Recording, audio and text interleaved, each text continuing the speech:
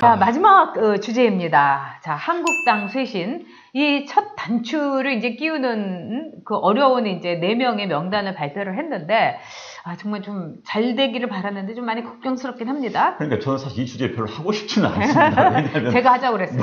변화가 있어야지, 뭐 잘한다 못한다 이야기인데 변화가 없어요. 그러니까 쇄신한다 해놓고 변화가 있어야지 우리가 변화 잘하고 있다. 그러면 더 잘해야지. 이전 문제 이렇게 지적을 할 수 제가 사실 뭐 정치 평론하고 있는 거 아닙니까? 그런데 변화가 없기 때문에 그 이야기야. 그 이야기 이게 이제 한국당에 대해서 답답한 이야기입니다. 어제 무슨 뭐 네 분의 네. 뭐 조광택 위원을 이제 발표를 했고요. 오늘 기사 보니까 무슨 뭐 또 저기 외부에 있는 뭐 네. 한국당 그러니까 보수의 유력 인사들이 뭐 입당한다 이런 네. 기사도 뜨고 했던데 그런데 이제 문제는 한국당이 정말 진짜 여기서 정확히 한국당 의원이라는 이야기가 맞습니다. 한국당의 현역 의원들이 120몇 명입니까? 112명. 112명인가요? 네.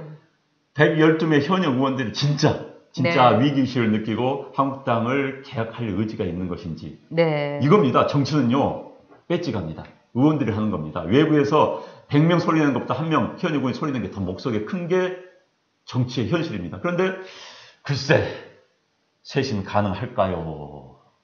이 조강특위의 가장 큰 문제는 그 이중 외주라는 겁니다. 왜 그러냐면은 일단 그 김성태 그 원내대표가 모셔왔다는 김병준 이 분을 모셔온 것 자체가 저는 뭐 잘못이 아니라 정말 그 한국당을 이 개혁하고 싶으면 거기에 있는 책임 있는 중진들이 개혁을 해야 됩니다. 누가 누군지 어떻게 압니까? 그것도 모르는 김병준 씨를 딱 앉혀놨으니 김병준 씨는 진짜 얼굴 마담으로 앉아있는 겁니다. 그러니까 자기가 하는 일이 없어요. 그러니까 또 김병준 씨도 또 생각이 꿍꿍이가 또 있으니까 그 다음에 이제 그 식고 처리를 해가지고 또 전원택 씨를 모셔왔다 이겁니다. 그러면 이거는 외주를 왜 계속 주느냐. 우리가 보면은 유통 과정이 이렇게 자꾸 늘어나게 되면은 물건값만 비싸고 또 그 물건이 낡게 됩니다. 자꾸 돌리게 되는 거니까요. 그거하고 마찬가지입니다. 그 다음에 칼날이 첫째 이제 무뎌질 수 있다는 문제. 두 번째, 외주 업체는요.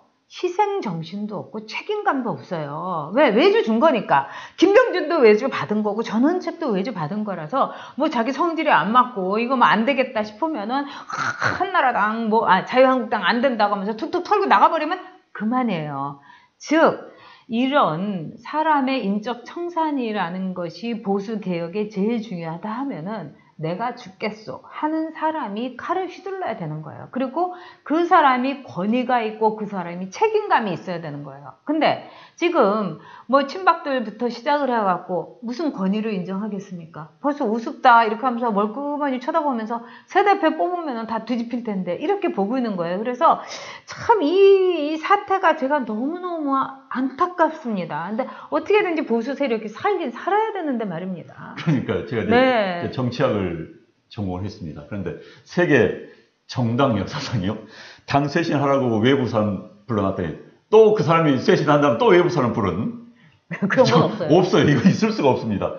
다시 말하면 한국당의 무능을 껌껌이 스스로 노출하고 무능하다는 것을 자랑하고 있는 것밖에 안 되는 것이죠. 자, 그렇게 사람이 없습니까? 하긴 없으니까 저 모양이 됐겠지만요. 민주당만 하더라도요. 자기들 구미에 맞는 사람들에게 하청을 준 거예요. 그러니까요. 그런데 민주당만 거의 하더라도 그 유은혜를 부총리로 내세운 것과 마찬가지로 어떻게 보면 좀 뭘 모르고 이렇게 조종할 수 있을 것 같은 사람들을. 그런데 이제 이번에 글쎄요. 저는 뭐 잘 되길 바랍니다. 또 뭐 김병준 비대위원장이 정말 비대위를 잘 이끌어서 정말 혁신하기를 바라고 전원책 조광택 위원장이 조직을 강화시키기를 바랍니다. 조광특위는 정확히 겁니다. 조직 강화 특별위원회입니다. 뭐 거기서 쇄신하는 거 아니에요.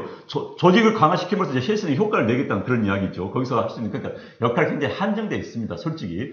그런데 이제 문제는 과연 얼마나 할 수 있을 것인지. 지금 한국당 내에서 굉장히 냉소적인 분위기가 많은 것 같습니다. 뭐 비대위원 니들이 하면 뭐 어쩌겠어. 뭐 조직 강화 특위 전원책 들어오면 뭐 하겠어. 자, 내년에 전당대회 여러 가지 새로이 당대회 뽑히면 또 그 사람이 또 알아서 하고 또 그 사람이 또 혁신한다고 하고 그 사람이 뭐 조직 강화한다면서 당협위원장 다시 갈 텐데 뭐 하겠어? 이런 냉소적인 분위기가 있다고 그럽니다. 그렇다면 이제 못하는 거예요. 그냥 바꾸더라도 예를 들어서 조강특위에서 이번에 현역원을 자른다 하더라도 그 사람들이 동네에서 안 물러나죠. 버티고 있다가 새로 당대표 뽑히면은 오케이 내가 다시 돌아갈 거야. 이렇게 하면서 당대표하고 또 달라 뭐 이렇게 할 수도 있는 거고요. 그래서 이제 이번에 조강특위를 바꾸면 당협위원장을 바꾸는 건 이제 당대표 선거에 영향을 미치겠다. 그런 의도도 있겠죠. 뭐 누구를 뭐 뽑기 위해서 누구를 당대표로 만들기 위해서 그런지 모르겠습니다만 어찌됐든 현재 현역 의원들은 관조하면서 그래 한번 해봐 이런 분위기라는 게 한국당의 현재 문제입니다. 그리고 이제 사태가 이렇게 된 게 정말 보수 정권이 이렇게 몰락을 하고 쫓겨나고 갖다 바친 거 여기에 대해서 책임이 누가 있느냐 하는 겁니다. 그러면 지금의 그 당에서 친박 중진들과 그 다음에 말하자면은 3, 4선, 내리 3, 4선 한 사람들이 책임이 있는 겁니다. 왜? 선수가 그렇게 많은데도 당을 이 모양으로 만들었으니까요. 그렇다면은 그 당 내부에서 나도 이번에 출마 안 할 테니까 당신도 하지 마시오. 이러면서 이 자유한국당이 희생하는 모습을 보여주는 겁니다. 갖고 있는 걸 내려놓는 모습. 그렇게 해야지 보수 지지자들이 정말 이렇게 보고 있다가 그래도 진정성이 있다 하면서 다시 자유한국당 어차피 이제 지금 어쩔 수 없으니까 자유한국당이라도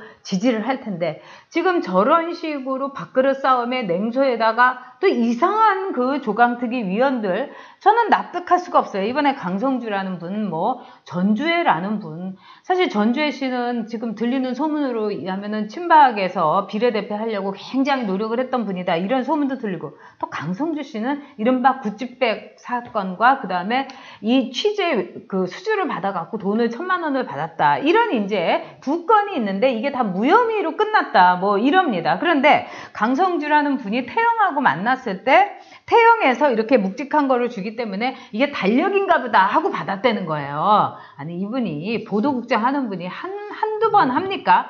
저희는 일단 그런 업자가 뭘 주면 달력 아니라 뭐라도 안 받습니다. 근데 이렇게 큰 달력이 어디 있습니까? 돌돌 마른 달력이라도 안 받죠. 거기에 뭐가 무슨 함정이 있을지 뭐가 끼어 있을지 압니까? 그 다음에 이 강성주라는 분을 이 식고초려를 해서 모셔왔다는 전원책 그 위원이 강성주는 또 삼고초려를 했다고 그러는데 제가 그때 대변인 냈습니다. 그때 MBC의 보도 행태라는 것은 보수 죽이기였어요. 신강균이라는 사람, 그 다음에 이상호라는 기자, 여러분 어떤 칼라인지 또 어떤 식으로 우리의 여론을 왜곡시켰는지 나중에 신강균 씨 저한테 사과까지 했습니다. 이런 사람들의 보도국장이었던 거예요. 이분들은 보도 제작국에 있긴 했지만은 근데 과연 무슨 보수의 순혈주의, 보수의 원조고 보수의 진정성이 있고 희생이 있냐 이겁니다. 그래서 저는 정말 그냥 내부에서 외부 사람 부를 거 없이 이 외주를 더블 외주를 주고 더블 하청을 줬다는 거. 하청은 왜 줍니까? 자기가 하니까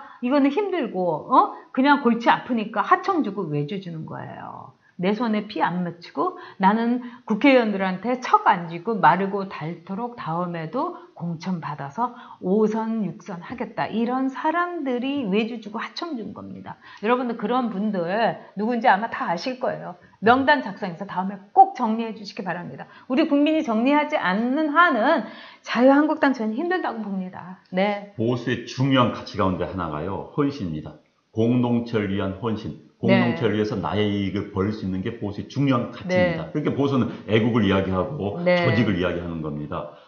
좌파는요 보통 개인주의적이 강하죠. 그래서 좌파에서 조직에 대한 헌신 이야기를 하지 않습니다. 보수는 이야기합니다. 보수는 헌신 그리고 나의 이익을 조직을 위해서 내려놓을 수 있는. 그런데 지금 한국당 하는 모습을 보면 전혀 보수의 기본 가치를 모르고 거기에 대해서는 뭐 지키려 하지도 않고 모르는 것 같아요, 솔직히. 그래서 정말 방금 말씀해 주신 것처럼 내려놔야 됩니다. 기득권 가진 사람들이 내려놔야 됩니다. 그러면 한 발 나갈 수 있고 국민들로부터 신뢰를 다시 받을 수가 있습니다. 지금 상황 가지고는 저렇게 내놔니까 전부 이렇게 감추고 있는 상황이에요. 애들끼리 감추면서 내가 뭘 가졌는데 아니에요. 내려놓을 건 무지하게 많습니다. 다 내려놓고 새 출발해야지 한국당 살아날 수가 있습니다.